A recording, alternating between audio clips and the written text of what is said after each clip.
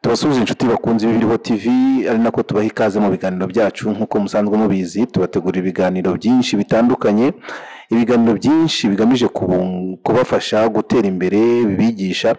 Uyu munsi rero kuri kamera yanyu murabona umuhanzi ukora ibijyanye n'ubugeni n'umushushanyi. Reka tuguhe ikaze mu kiganiro cyacu, utubwire n'amazina. Murakoze. Amazina yanjye ngiye nitwa Niyonsenga Aphrodis, ariko amazina nkoresha ku bugeni bwanjye ni Aphrodis Art. Ibyo Aphrodis Art ukorera he bundi? Bundi ngiye ubusanzwe nkorera mu rugo, n'ahandi hagiye hatandukanye, nkaba ndekora ku nkuta iyo nabonye akazi rimwe na rimwe. Yego, tubwire muri rusange ibintu ukora ni ibiki? Muri rusange wibanda mu gukora ibiki byose hamwe, iyo mpano ufite? Impano mfite nibanda gushushanya nkoresheje kereyo. Ibyo kenshi na kenshi mba nisanzemo mbona ndakora. Ibyo ngibyo nkunze kwisangamo cyane, ariko ubu ngubu navuga yuko aribwo ngitangira ubugeni bwanjye. Niho matangirira, kuko natangiraga ari ibintu byo kugira, ari nk'ibintu ntabwo nabihaga agaciro, ariko ubu maje kumenya yuko bifite agaciro, sigaye mbiha agaciro kanini cyane. Yego. Ushushanya ibiki? Umuntu yakwibaza ati urashushanya, ariko ni ibiki wibandaho mu gushushanya? Wakoze ibihe? Shushanya amasura y'abantu. Nk'ubu ngubu nashushanyije umunyamakuru Lucky, shushanya n'abandi bantu bagiye batandukanye, shushanya na The Ben, shushanyije n'ababyeyi banjye, nanjye ndishushanya, shushanya n'inshuti zigiye zitandukanye. Yego. Ubishushanya ute? Ubikoreye kugira ngo umenye ayo masura y'umuntu? Birakorohera? Bigenda bite kugira ngo uwo muntu mushushanye? Umuntu musaba ifoto yiwe akayinyereza kuri WhatsApp, nanjye noneho ikintu nkoresha burisori, igipapuro, akoresha n'amakereyo yabigenewe. Noneho ya foto yanyohereje mba ndebera kuri telefone, nkareba no kuri rwa rupapuro, nkareba ingano y'urupapuro, nkareba n'ingano y'isura, narangiza nkagenda ashushanya. Noneho byaza bikarangira ya sura ivuyemo. Yego. Ibi bintu umuntu yakwibaza, wabitangiye ryari? Byakujemo bite? Ni ibintu wize? Byarizanye? Byagenze bite? Byaje ryari? Urebye natangiye kubikora nkiri umwana, niga za primaire, ariko ntabwo nabikoraga mbikunda, byari ibintu biri aho ngaho. Ngenda mbivamo, nkagenda nkongera nkabyinjiramo, ariko ngeze senior 1 natangiye kongera kubyinjiramo. Ngira aho ngaho nabwo ndabihagarika, nibwo natangiye aho nongeye kubitangiramo neza. Mu mwaka wa 2019 byari mu kwezi kwa 8, nibwo natangiye kubikora. Icyo gihe mbyinjiyemo kugeza n'izi saha. Yego. Kubera iki nibwo watangiye kubikora neza? Hari abagufashije se? Icyo gitekerezo cyo kugira ngo ubikore bya kinyamwuga cyaje gitecyo? Oya, nta bantu bigeze bamfasha, kuko nabyo kuba nasaba ubufasha natangira igikorwa kugira ngo umuntu arebe nk'icyo kintu agiye kumfasha, mbona bitaba bigaragara neza. Ndavuga ati kuko nasigaga amarangi, akazi n'umuntu ndagakora kakamesha bya bikoresho. Nibwo natangiye kuzakora ako kazi ko gusiga amarangi, noneho hanyuma nkazaza itako ngura n'ibikoresho. Nibwo natangiye kugenda nzamuka. Noneho nyuma yaho nibwo bwiye Grand Frere, ahubwo ati se ko ari ibindi bikoresho nkeneye, nkaba nabasha kuzamura urwego rwanjye kandi bikaba bimenze, nshaka kuba support. Icyo gihe nibwo nagiye mwereka ibyo nkora, nibwo yose atangira kumfasha. Ejo bundi ngura bya bikoresho bigiye narabuze. Yego. Nyuma yo kubibona, akazi kagenze gute kajyanye no gushushanya kwawe? Akazi karagutse, ngenda nagura ubumenyi, nkora amasura agiye atandukanye, akaza aryoshye arenze yayandi nari natangiye bwa mbere nkora. Yego. None ibintu ukora bikumariye iki? Bino bintu nkora biramfasha cyane, ni nk'akazi mbese, sigaye ubu ngubu mbikora nk'akazi. mbese mbifatanya n'akazi kandi nk'uko nabikubwiye ndashushanya nkanajya gusiga n'amarangi mu mazu y'abantu nkanakora n'amadekorasiyo nk'iriya nayo ni dekorasiyo nakoze byose biranyunganira aho natabonye ka kazi mba ndimo ndashushanya y'amafaranga nyine nkagenda nyabyazamo umusaruro wo kugura ibindi bikoresho bigiye bitandukanye niyo mpamvu nakubwiye ubu ngubu nibwo ngitangira kuko maje kubona ibikoresho nshobora no kugenda nkora ibintu bigiye birenze kuko ntabwo ari ibingibi nshaka kugira ngo nzagumemo mba numva ngewe Imana uko bukeye n'uko bwije igenda yaguka hazamo ibindi mbese ni ubugeni n'ubukorikori yego umuntu ashaka kugushushanya wenda wavuze ko washushanyije abanyamakuru harimo Lucky uyu wa RBA n'abandi batandukanye umuntu yakwibaza ati ashaka kugira ngo nawe umukorere image ayimanike no mu cyumba cye byamusaba iki icyo ikintu cyamusaba ni ukunyohereza ifoto ngewe nkamushushanya munishushanya iminsi 2 natinze ni iminsi 3 yego iminsi 3 ukabura irangije nkaba ndayirangije ubwo nukuvuga ngo muvugana igiciro cyangwa hari amafaranga washyizeho runaka ku ifoto hari amafaranga ashyizeho runaka ku ifoto ubwo iyo ngiye kuyitangira mwaka avance namara kuyirangiza kata anyohereza amafaranga nkamuhereza ya foto yiwe yego byiza cyane ifoto uyikorera ngahe ifoto nk'iyi ngiyi niyikorera 15 ifoto yego kigurira ikadire nyine biterwa na size nk'ubu ngiyi ni A4 yori A3 nikorera kuri 20 yego ubu ngubu wavuga ko ku myaka yawe ufite ibi bintu bimaze kukugeza ku cyo ufite imyaka ingahe ubundi mbere yuko udusubiza iki ufite imyaka 27 bimaze kukugeza ku ki abantu bimaze kungezaho nk'ubu ngubu hari bimwe na bimwe ngenda ngura birimo hariya mu nzu nk'ubu ngubu nyine byamfashije kuba nafunguye konte ngenda sevingaho ntimbamo ko ushaka kuzakora ikintu yambaye kuri njyewe yego ni ubugeni n'ubukorikori turimo kuganira na Forodis hano Kacyiru ni naho akosanzwe abikorera hanyuma abantu bagushaka mu bukwe se ujya gutegura cyangwa se udekora mu mazu donc ibyo bintu bikorera he aho bifokasinze cyane ni hehe wibanda ndekorera mu mazu ko duhura mbona nagiye postinga kuri social media n'abantu kinaduhurira yego mu bukwe ntabwo najyamo kurebye n'ubukwe kubera igihe turi mu bihe bibi kubera covid kwe babaye babuhagaritse nekereza yuko mu mwaka utaha no mu makwe nzaza njyamo nkajya kuba nadekorayo yego iyi mpano yawe ababyeyi se barayakiriye ukimara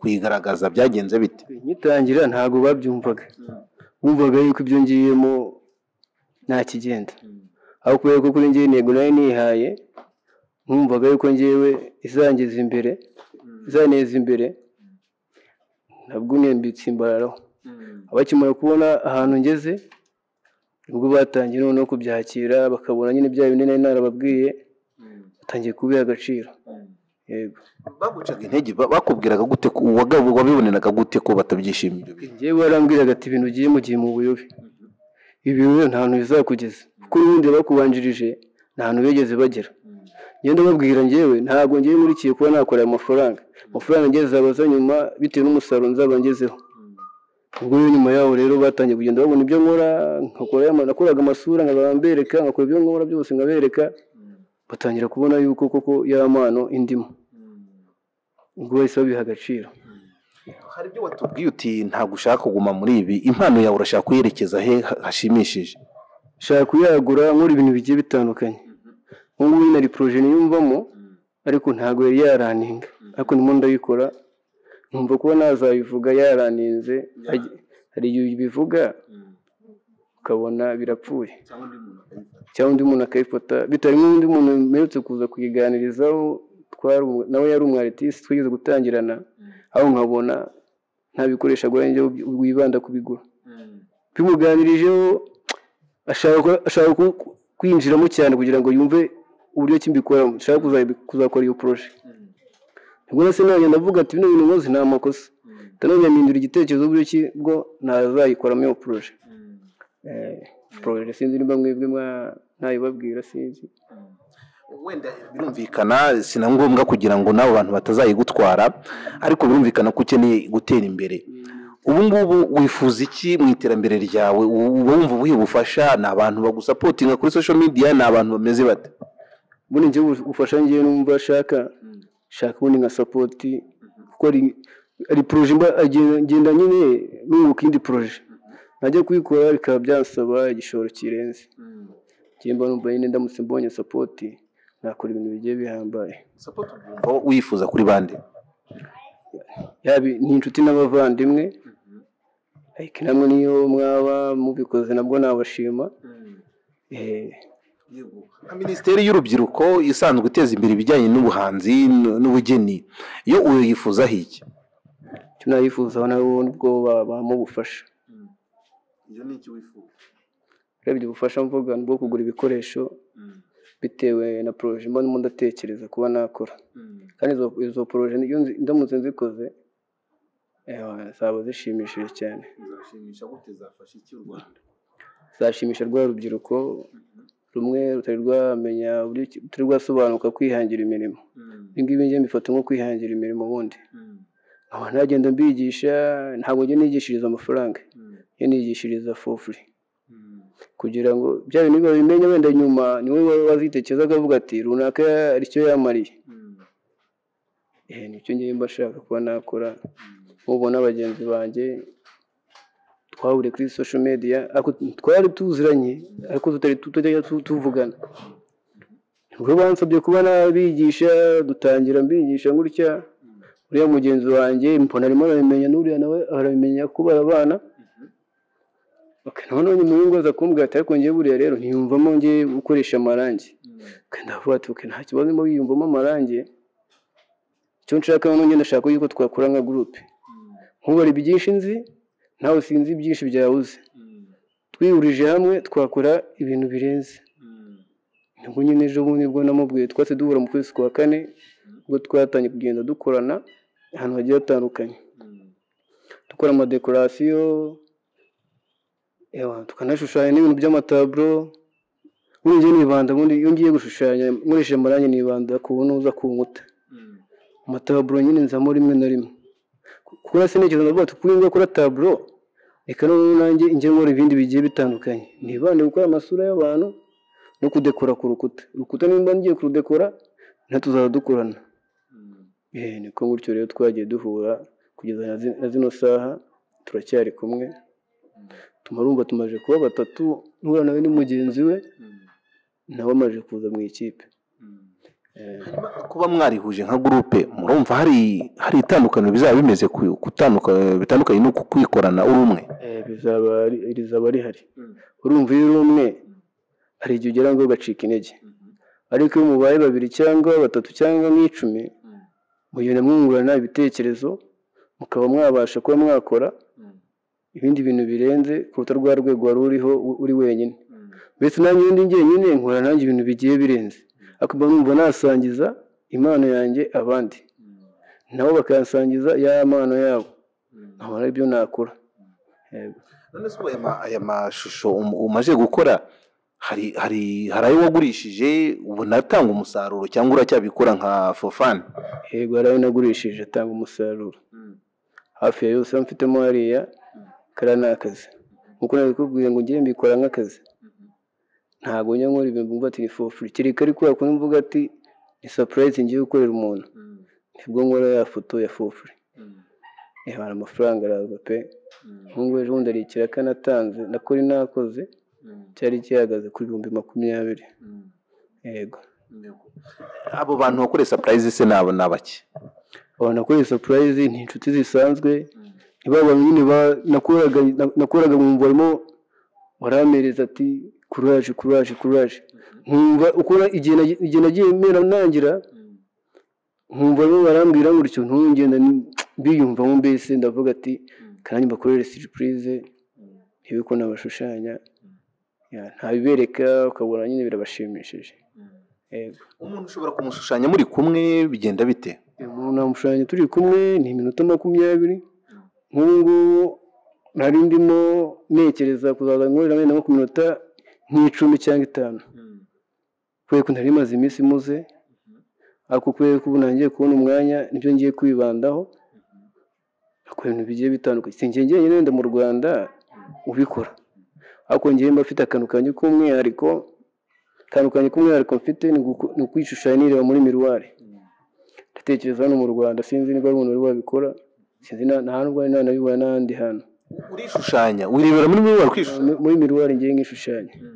Yego. Ubwo bigusaba iki? Ngiye fata pepa yanjye, ngafata na penso na gome, ubundi nkaza nireba muri miruwari iyi tebo ibiri hasi. Mpaguruka nyine ndabanza nireba, nkabanza nkifata neza, nkareba mezire. Ngiye mezire nzifata mu mutwe ubundi.